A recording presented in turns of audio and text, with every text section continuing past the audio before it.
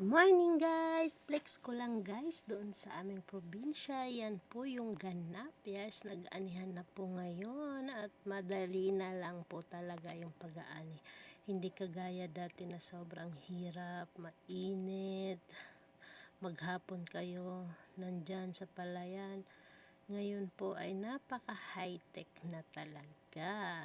Makina na po yung gumagawa lahat. Ayan, tatanggalin niya yung palay at ilalagay niya na rin po yung palay sa sako.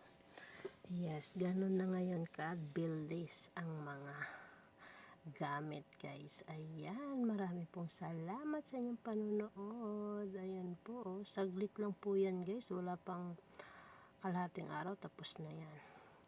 Maraming salamat. Thank you so much guys. Maraming salamat at ayan, umiikot pa siya. Bye po. Ingat po ang lahat.